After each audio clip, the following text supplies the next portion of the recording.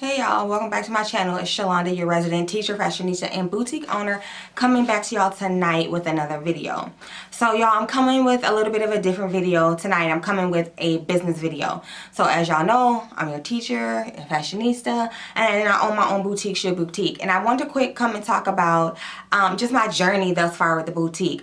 So I opened my boutique last November. It was like I launched like officially November 9th of 2018. And y'all, when I came up in the boutique, when I came into the boutique business, I really came as someone who had resold like used or retail arbitrage type merchandise. So I maybe would go to the store, buy something for cheap and resell that, or I would buy things that have been thrifted and resell that. But I really did that as a side hustle hobby.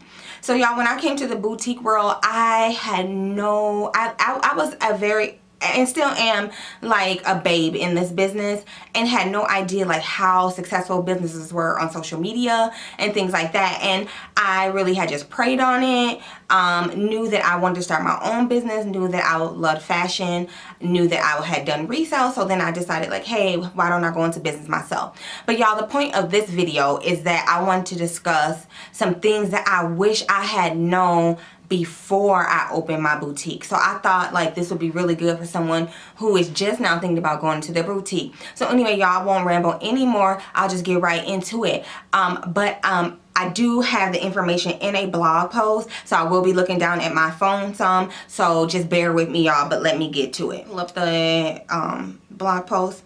So y'all, the first thing that I wish I knew, and I'm gonna connect this with another one, but let me just get with it. I wish I hadn't bought so many items. So y'all, I just bought things that I thought were cute, things that I like, and I'm gonna keep it 100 with y'all. I'm still trying to get out, to sell those items. And I think they're like classic items that stand the test of time, but one of my issues has been exposure. If you don't have an audience, then you can't sell your items. And so I just wish I had taken my time and not had bought so many items, maybe just bought a few, unless I had done some other things first. So let me go to that, y'all. So this is number 3 on the blog post, but it kind of goes into what I just said. One of the things I wish I had done was to build my audience first. Like I said, y'all, I was not on social media.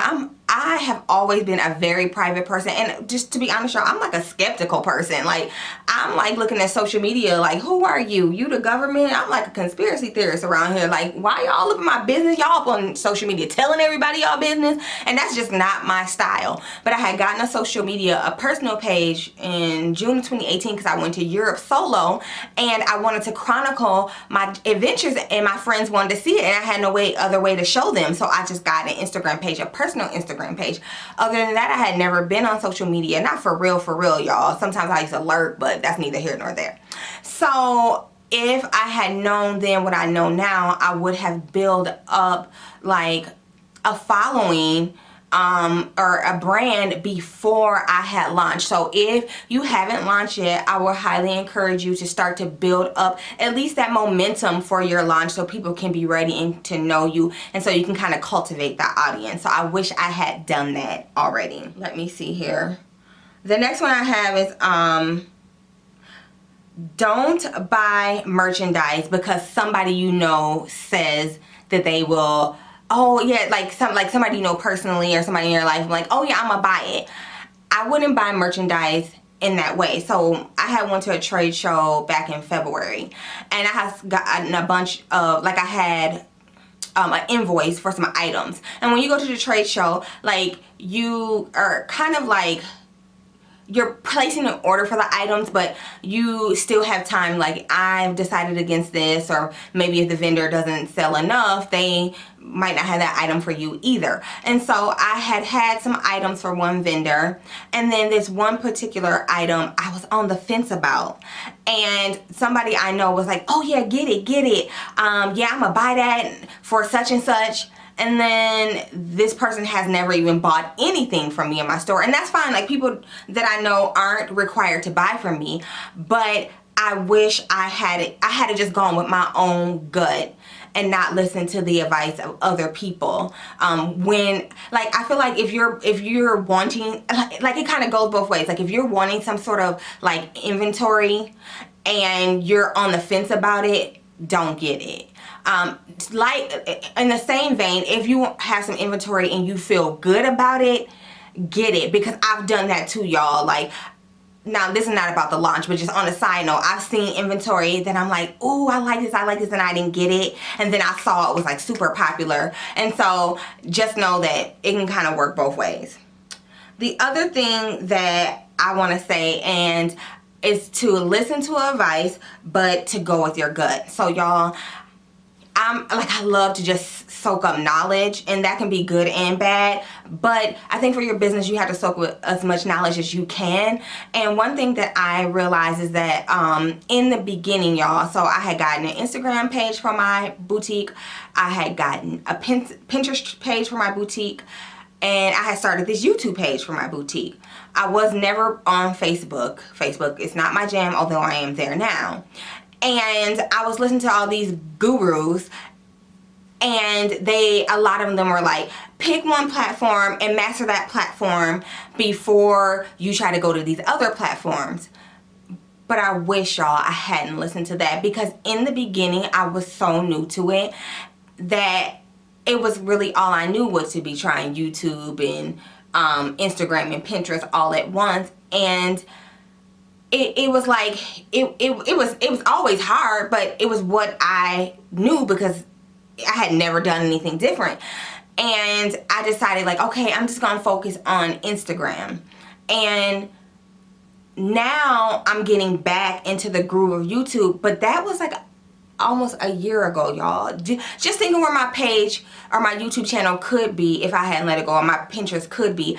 But the other hard thing about that, y'all, is getting myself back into the momentum of doing them and doing them all three. And honestly, I wouldn't say that my Instagram even popped like that. Actually, over the summer, I took some time off just to kind of figure some things out with myself and with my business. And so I would say, like, if you're hearing things like don't do this or don't do that, I would highly encourage you to pray on it, to like take some time, think about it, journal about it, whatever you do to get yourself centered, and then go with your gut, because it's your business. So that's one piece of advice I can say that I wish I had known prior to launching. The next thing that I have is, I would say, like, don't immediately mark down your items because they didn't sell. I'm gonna say this with a bit of a caveat, saying, like, you have to, like, if you have the audience and you're selling things, then you have to have some sort of markdown strategy. But for me, like, I know my things are not things that are super trendy that are going to go out of style really quickly. I'm not saying I should sit on inventory, but what I'm saying is I know the reason why my things haven't sold is because nobody has seen them, because I don't have enough exposure yet. And you have to kind of know why your stuff isn't selling. Is it because it's not the right target market? Is it because you don't have the exposure? Is it because the stuff just ain't cute? Is it because it's too expensive? And so, because the reason why I'm saying this too is that you can mark it down. Like for me, like if I mark something down, if nobody sees it, it doesn't matter if I mark it down or not. It still ain't gonna sell because there ain't nobody to buy it. So you gotta know why you marking some stuff down and how you gonna get it to the masses. Now if you go right away putting the stuff on sale, once you get the exposure, then you've lost money. Once it's been seen by people, then you can decide, like, okay, now it's time for me to mark it down. So I would say, like, you do hear like, oh, you need to mark stuff down, and I know you need to have a strategy for that, but you need to know, like, how you're gonna go about that and figure out the reason why your things aren't selling. I want to say, it's like, you have to go into this business being willing to lose money. So I finance my business with my savings, y'all. I've worked 2 jobs on and off for years, and since maybe like 2015 I had worked 2 jobs pretty consistently, and I was able to save for myself, but I ended up having money to fund my business. And when I go and buy stuff, y'all, so my job pays all my bills in my home. And so when I go and spend my money on my business, I know that I may or may not make all the money back. But I believe God, I believe in myself, I believe in my business, that eventually that will all come back to me. And so you can't be like frivolous and just spend your money all willy-nilly, but you have to be able to say, like, I'm going to invest in this. I'm going to invest in this merchandise. I'm going to invest in this training. I'm going to invest in this equipment. I'm going to invest in this photographer. I'm going to invest in myself, right? And be willing to spend the money. Like, slow money don't make no money. And so you got to be willing to spend some money to make some money. And so you got to decide what that is for you. But I do believe, like, if you're like really like holding on and being afraid to like spend some money because you don't want to lose it, that you're really doing your business a disservice. So y'all, those are some things that I wish I had known before I started my business, and I hope they can be of help to you. There are other things that I've learned along the way, and if you have any questions, go ahead and leave a comment. But also, I'm curious, for all you new or aspiring boutique owners, what are some things you wish you had known before you started your boutique? You know, I would love for us to like be able to speak with each other and fellowship with one another about that. So just let me know, y'all. So anyway, y'all, I'm gonna go ahead and sign off, and I will see y'all in the next video. Bye.